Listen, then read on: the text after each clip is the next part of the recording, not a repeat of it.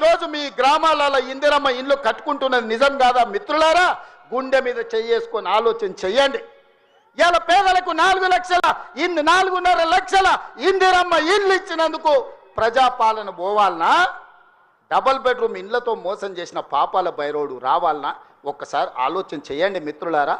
ఇల్లే కాదు, ఇల్లాలి కళ్ళల్లో ఆనందం చూడాలని 200 యూనిట్ల ఉచిత కరెంటు ప్రతి ఇంటిలో వెలుగులు నింపినందుకు, పేదవాడి కళ్ళల్లో ఆనందం చూసినందుకు ప్రజాపాలన పోవాలనా? ఇవాళ అదే కాదు, మహాలక్ష్మి పథకం ద్వారా ఆడబిడ్డలకు బస్సు ప్రయాణం ఇచ్చినందుకు ఈరోజు ప్రజాపాలన పోవాలనా అని నేను అడుగుతున్న మిత్రులారా. మీరు ఒక్కసారి ఆలోచన చేయండి. ఇల్లు ఇస్తమే, ఇంట్లో కరెంట్ ఇస్తమే, 500 రూపాయలకు సిలిండర్ ఇస్తమే, సన్న బియ్యం ఇచ్చి కడుపు నిండా బువ్వ పెడితే ఇందుకోసం ఈరోజు ప్రజాపాలన పోవాలనా? అంటే ఈ ప్రభుత్వాలు ధరల కూడిగం చేయాలి, గడీల ముందల బానిస బతుకు బతకాలనా అని నేను అడుగుతున్నా. ఇవాళ ఈ ప్రభుత్వం 70,000 ఉద్యోగాలు ఇచ్చింది, 21,000 కోట్ల రైతు రుణమాఫీ చేసింది. ఈ ప్రభుత్వం 28 నెలలలో రైతులకు 1,50,000 కోట్ల రూపాయలు ఖర్చు చేసిన మాట నిజం కాదా? ఆనాడు మా అక్కలీడు ఉన్నారు, పాలపిట్టల లెక్క బతుకమ్మ చీరలు ఇచ్చితే ఏం చేసిండ్రక్క? పొలాల కాడ పిట్టలను బెదరగొట్టడానికి గట్టి రావునా? ఎన్నడన్నా ఈ తెలంగాణలో ఏ ఆడబిడ్డ అన్నా బతుకమ్మ చీరలు కట్టుకున్నారా? ఎన్నడన్నా పండుగ చేసుకున్నారా? నేను ఇవాళ మా అక్కల్ని అడుగుతున్నా, ఇందరమ్మ చీరలు మా సీతక్క మీకు పంచుతే ఈరోజు వేలాది మంది పాలపిట్టలక్క చీరలు కట్టుకొని మా తమ్ముడు వచ్చిండు, మాకు చీర పెట్టిండు, మాకు సారె పెట్టిండు, మా తమ్ముడిని ఆశీర్వదించాలని ఇవాళ వేలాది మంది మా అక్కల ఆత్మగౌరవంతో కట్టుకురు. ఈ పక్కలు ఉన్న మా సోదరులు, అమ్మో మా ఆవిడ కూడా మంచిగా అందంగా ఉందే ఏందో అనుకున్నా అని పాలపిట్ట చీరల భార్యను చూసి సంతోషపడుతురు. ఇవాళ 1 కోటి మంది ఆడబిడ్డలకు 1 కోటి చీరలు ఇచ్చినందుకు, ఇందిరమ్మ చీరలు ఇచ్చి వాళ్ళ కళ్ళల్లో ఆనందం చూసినందుకు ఇవాళ మేము దిగిపోవాలనా? 67 లక్షల స్వయం సహాయక సంఘాలకు మా సీతక్క 57,000 కోట్ల రూపాయల బ్యాంకు లింకేజ్ ఇచ్చినందుకు, ఆడబిడ్డల్ని శ్రీమంతులను చేసినందుకు మేము దిగిపోవాలనా? 1 కోటి ఆడబిడ్డల్ని కోటీశ్వరులను చేయాలనే లక్ష్యం పెట్టుకున్నందుకు ఈరోజు ప్రజాపాలన పోవాలనా? నేను అడగదలుచుకున్న ఇవాళ ప్రజాపాలన పోవాలి, పాపాల బైరోడు రావాలి అనేటువంటి నేను ఈ వేదిక మీద నుంచి నిలదీయదలుచుకున్నా. నీకు సిగ్గు శరము ఏమైనా ఉన్నదా ఈ మాట మాట్లాడడానికని? నీకు పదవి రాకపోతే ప్రజాపాలన పోవాలనా? ఇవాళ రైతులను పొట్టన పెట్టుకొని ఈ పాపాల బైరోడు చేసిన పాపాలు మీకు తెలియదా? ఈరోజు ఎన్ని పథకాలు ఏమేమున్నాయో నేను చెప్పితే రామాయణం అంతా రాసుకుంటే భారతం అంతా అయితే పథకాల గురించి మీకు అందరికీ తెలుసు. నిరుద్యోగ యువకుల గురించి కానీ, విద్యార్థుల గురించి కానీ, ఉద్యమకారుల గురించి కానీ, మహిళల గురించి కానీ, మైనార్టీల గురించి కానీ, రైతుల గురించి కానీ, ఈరోజు దళితులు, గిరిజనులు, ఆదివాసుల గురించి కానీ ప్రభుత్వం అమలు చేస్తున్న పథకాలు మీకు తెలియదా? అంతెందుకు ఈ ప్రాంతంలో ఉండే సమ్మక్క సారలమ్మ జాతరకు ఎన్నడన్నా సమ్మక్క సారలమ్మ దర్శించుకోవడానికి ఎన్నడన్నా కేసీఆర్ వచ్చినాడే? 2 నెలల్లో 100 కోట్లు పెట్టి సమ్మక్క సారలమ్మ మందిరాన్ని ప్రపంచానికి ఆదర్శంగా నిర్మించినందుకు మేము దిగిపోవాలనా? పేదల దైవాన్ని గౌరవించినందుకు మేము దిగిపోవాలనా? వేములవాడ రాజన్నకు నా లగ్గం ఈయనే అయింది, నా లగ్గం అయినందుకన్నా 100 కోట్లు ఇస్తా అన్నాడు. ఒక్క బుడ్డ రూపాయి కూడా ఇవ్వకపోతే మా ఆది శ్రీనివాస్ వస్తే 127 కోట్లు ఇచ్చి ఈరోజు వేములవాడ రాజన్న మందిరాన్ని నిర్మిస్తున్నాం. అందుకోసం ప్రజాపాలన పోవాలనా? బాసర సరస్వతి విజ్ఞాన జ్యోతి, బాసర సరస్వతిని 100 కోట్ల రూపాయలతో బాగు చేస్తున్నందుకు ప్రజాపాలన దిగిపోవాలనా? ఇవాళ చిన్న కాళేశ్వరంలో కాళేశ్వరం ముక్తేశ్వర మందిరాన్ని ప్రారంభించుకుంటున్నందుకు ఈ ప్రభుత్వం దిగిపోవాలనా? సరస్వతి పుష్కరాలను నిర్వహించుకున్నందుకు పోవాలనా? భద్రాచలంలో రాములవారి గుడిని నిర్మించుకుంటున్నందుకు ఈరోజు ప్రజాపాలన దిగిపోవాలనా?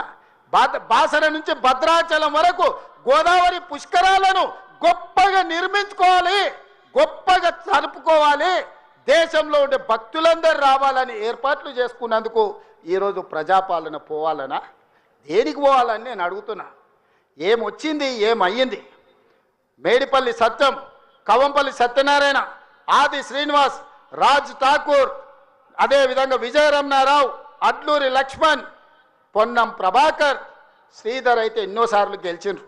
వీళ్ళందరూ మొదటిసారి ఎమ్మెల్యేలు గెలిస్తే ఇంత పొడుగు అంత పొడుగు అంటివి, లావుమని అడగడు లడాయిపోతే వెనకాల ముగ్గురు నూకుడు మనగాళ్ళు అంటివి.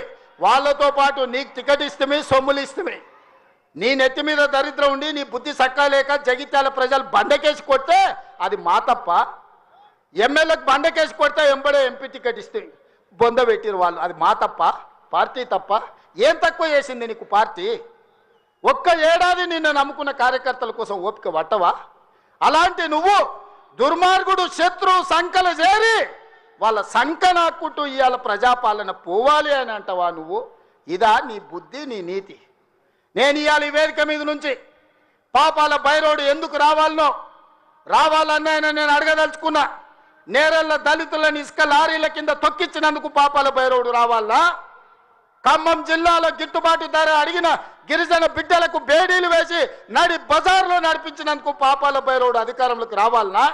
గ్రూప్ 1 పరీక్షలలో పరీక్షా పత్రాలను జిరాక్స్ సెంటర్లలో పల్లి బఠానీలలా కమ్మి లక్షలాది మంది నిరుద్యోగ యువకుల ఉసురు కొట్టుకున్నందుకు పాపాల బైరోడు రావాలనా? పండించిన పంట కొనుగోలు చేయక ఉరేసుకున్నట్టే అన్న పాపాల బైరోడు ఇవాళ రావాలనా? దేనికోసం పాపాల బైరోడు రావాలని నేను అడుగుతున్నా. 1,00,000 కోట్లు, 1,00,000 అంటే 1,00,000. ఈ రోజే కాళేశ్వరం మొత్తం చూసి వచ్చిన కడుపు మండుతుంది. నిజంగానే ఈ చట్టాలు ఇవి లేకపోతే ఆటవిక రాజ్యమే అయితే అడవిలో చెట్టుకు ఊరేసిన తప్పు లేదు. 1,00,000 కోట్ల రూపాయలు గోదావరిలో మంట కలిపినందుకు పేరు మారుస్తువి, ఊరు మారుస్తువి, అంచనాలు మారుస్తువి, 1,00,000 కోట్లు దిగమింగుతువి. కాళేశ్వరం అని కడితే 3 ఏళ్లలోనే కూలేశ్వరం అయిపోయింది. దీనికి చెట్టుకు ఉరేసిన పాపం లేని తప్పులు చేస్తే అయినా ప్రజాస్వామ్యాన్ని నమ్మే మేము ఈరోజు సిబిఐ విచారణకి ఇచ్చినాం తప్ప చెట్టు గట్టేసి కొట్టలేదు. అదే నిజాం సర్కార్ అయితే ఇట్లా తప్పు చేసిన వాళ్ళు ఊర్లో కోదండం వేసి లాగులో తొండలు ఇడిచి తిరిగింది కళ్ళగొట్టేటోళ్ళు ఇట్లాంటి తప్పులు చేసిన వాళ్ళు. కానీ కాంగ్రెస్ పార్టీ కార్యకర్తల ప్రభుత్వం మంచిది కాబట్టే ఈరోజు ఇవన్నీ చేయలేదు. ఇవి చేసినందుకు పాపాల బైరోడు రావాలనా? దేనికోసం రావాలి?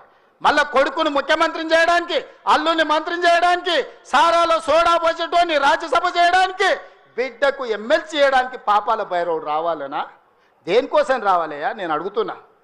ఈ కరీంనగర్లో ప్రజాపాలన పోవాలంటుండు ఒక దళిత బిడ్డ అడ్లూరు లక్ష్మణ్, లేచి నిలబడి లక్ష్మణ్, ఒక దళిత బిడ్డను ఎమ్మెల్యేని కాదు ఇవాళ మంత్రిగా చేసినందుకు పార్టీ ఓడిపోవాలన్న జగిత్యాలలో ఇవాళ పొన్నం ప్రభాకర్ ఒక బలైన వర్గాల బిడ్డను మంత్రిని చేసినందుకు ప్రజాపాలన పోవాలనా? ఒక ఆది శ్రీనివాసును విప్పు చేసినందుకు ప్రజాపాలన పోవాలనా? ఓ విజయ రమణారావును విప్పు చేసినందుకు ఈరోజు ప్రజాపాలన పోవాలనా? శ్రీధర్ బాబు గారి నేతృత్వంలో నడుస్తున్న ఈ ప్రభుత్వం ప్రజాపాలన పోవాలనా? మిత్రులారా మీరు చెప్పండి. కరీంనగర్ జిల్లాలో 3 మంత్రులు 2 విప్పులు ఇచ్చినందుకు ఈ ప్రజాపాలన దిగిపోవాలనా? నీ ఒక్కనికి పదవి ఇవ్వకపోతే ఒక దళిత బిడ్డ అడ్లూరి లక్ష్మణ్ మంత్రి చేస్తే నువ్వు చూసి ఓర్వలేను అని నువ్వు అసలు మనిషివేనా? గింత అసూయ, గింత ద్వేషం ఎవరికైనా ఉంటుందా కడుపులా? ఇంతకాలం ముసుగు తొడుకొని బతికాడు, ఈ నాళ్ళకు ఆ ముసుగు తొలగిపోయింది. కడుపు నిండా విషమే. విషమున్నోడు ఇవాళ కడుపులో కత్తులు పెట్టుకొని కౌగిలించుకుంటారు. చూస్తున్నాం. ఆయన ప్రభుత్వం వస్తాడంటే ఈయనకు పదవి ఇస్తాడంట. నీకున్న ప్రతిపక్ష హోదా ఊడగొట్టకపోతే నా పేరు మార్చుకుంటా బిడ్డ కేసీఆర్.